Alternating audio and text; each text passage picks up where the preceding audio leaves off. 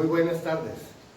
Desde el MUCAF, Museo Comunitario Ambiental de Florida Blanca, hemos querido en esta ocasión, aprovechando la presentación del Museo Comunitario de Cambio Climático, el primero de los 6 museos, y además primer museo de cambio climático de Sudamérica, presentarles un móvil que está inspirado en la obra del genial escultor norteamericano Alexander Calder, padre del arte cinético, quien fue capaz de sacar la escultura del pedestal y la posición estática y ponerla en movimiento, un artista abstracto.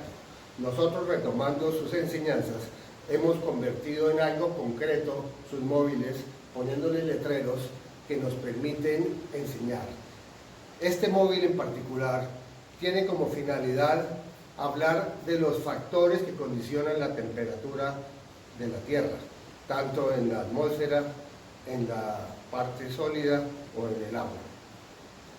Es que muchos negacionistas de cambio climático, personas quizás no desinformadas, sino malintencionadas, aún se escuchan, poniendo en duda el consenso de los 2000 científicos del panel intergubernamental de cambio climático, quien desde hace ya varias décadas nos vienen alertando acerca de la grave amenaza, la mayor amenaza que haya conocido la civilización y la biodiversidad, que es el cambio climático por el calentamiento global, debido a incremento del efecto invernadero por la emisión de gases producto de la quema de los combustibles fósiles. Pues bien, vamos a ver los 18 factores que condicionan la temperatura del ambiente. El primero, sin lugar a dudas, el más importante, es la actividad solar. El sol nos provee de energía suficiente y de sobra. En una sola hora, en una mañana soleada, en la zona tórrida, cualquier día del año, el sol entrega a la superficie de la Tierra más energía de la que se necesita para satisfacer todas las necesidades durante un año, de forma tal que el rey sol es quien nos mantiene tibiecitos. Esta generación de energía solar no es estable durante todo el tiempo. Hay periodos de incremento con mayor cantidad y decremento, y es lo que se conoce como las manchas solares. En este momento el sol no está pasando precisamente por uno de sus estados de mayor actividad, por el contrario, ha estado más bien frito, de forma tal que no es la causa del calentamiento global que estamos viviendo. Pero hay muchos otros, miren.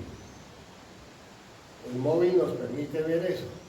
Y entre esos otros, por ejemplo, poniendo al azar, podemos tener los rayos cósmicos. Los rayos cósmicos son radiaciones, ¿sí?, del espectro electromagnético que vienen desde lejanas galaxias. También tienen influencia en el clima, pero no es demasiada. Y se ha visto que tiene una presencia inversamente proporcional con los rayos del sol. A mayor actividad solar, menos cantidad de rayos cósmicos y viceversa. Tenemos otras. Las corrientes en chorro. Las corrientes en chorro o jet stream son como unas autopistas de aire fríísimo que sale de los polos y que va a gran velocidad y a gran altura. Estas corrientes heladas fueron la causa del terrible invierno de Chicago del año anterior, el mayor que se recuerda, en que la ciudad de Chicago tuvo temperaturas por debajo de las temperaturas del Polo Norte. Pero tenemos los ciclos de Milankovitch. Milankovitch describió la elíptica de la traslación de la Tierra alrededor del Sol, no como una órbita absolutamente estable, sino que tiene periodos de elongamiento y de acortamiento. En los periodos en que se elonga, el planeta se enfría porque se aleja más, y cuando se acorta más, pues el planeta se calienta. La respuesta para cómo están en este momento es: no estamos en un periodo de acortamiento. O sea, los ciclos de Milankovitch tampoco son la causa del calentamiento global en este momento. La acidificación de los océanos. A mayor cantidad de CO2 en la atmósfera, mayor cantidad de CO2 captado por los mares, porque quienes lo atrapan son las algas y los pastos marinos. Pero al entrar en contacto con las aguas superficiales, se transforma en un ácido, el ácido carbónico, y el océano se vuelve más ácido y la vida empieza a extinguirse.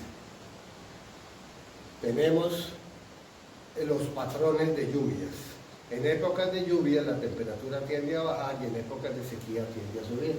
La presencia o no de montañas, es claro, y aquí en Santander y en Floridablanca sí que lo tenemos manifiesto. Gracias al Cerro de la Judía, una de las mayores estrellas hídricas del oriente colombiano, el clima de Floridablanca es mucho más benévolo y fresco que el clima de su vecina Girón, que está en un llano. Tenemos la salinidad marina, que depende de la evaporación y de la dilución del agua. Tenemos la presencia de glaciales, el fenómeno del Niño por el calentamiento del Océano Pacífico. Tenemos la actividad volcánica, no solamente porque emite gases de efecto invernadero a la Tierra, sino aumenta el calor. Tenemos el efecto invernadero. El efecto invernadero siempre ha estado presente, al menos desde que las plantas existen, o los volcanes. Este efecto invernadero es el que ha permitido mantener a la Tierra tibiecita en un rango que permite el desarrollo de la vida tal y como lo conocemos. Pero cuando este efecto invernadero se ha visto afectado, porque los gases de efecto invernadero han subido mucho, es cuando se han presentado las extinciones masivas sobre la Tierra. En este momento estamos viendo cómo el efecto invernadero está aumentando desde hace 150 años a una velocidad jamás detectada en la historia. Tenemos la evaporación. La evaporación produce vapor de agua, que es un gas de efecto invernadero, aumenta la humedad, aumenta la sensación térmica. Las corrientes oceánicas son como ríos de agua tibia que van por debajo de la superficie de los océanos y que llevan agua calientica desde la zona tórrida, por ejemplo, del Golfo de México por el Atlántico hacia Inglaterra. Es la razón por la cual los inviernos en el Reino Unido son mucho más benévolos que los inviernos en Canadá o en Terranova. Pero hay muchas otras corrientes oceánicas, hay en el Océano Índico, en el Pacífico. La presencia de nubes, las nubes ya sean altas o bajas, tienen un efecto sobre el clima. Por un lado podrían calentar porque son vapor de agua, pero por otro lado hacen un efecto de pantalla, provocando que se reflejen los rayos provenientes del sol y salgan de nuevo al infinito y no lleguen a la Tierra, entonces pueden enfriar. Este equilibrio es muy importante y depende si son nubes altas o si son nubes bajas. Y esta es quizás la más importante. Es la que sí depende del ser humano.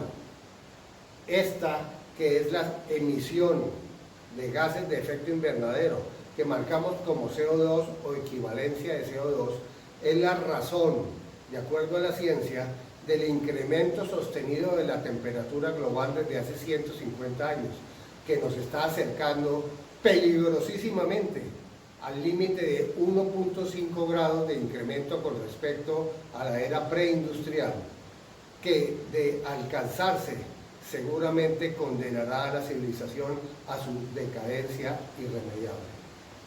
Estos gases de efecto invernadero, como vimos, son capaces de captar toda la luz, la radiación infrarroja que se produce por la absorción de la luz solar en ciertas áreas de la Tierra que no la reflejan.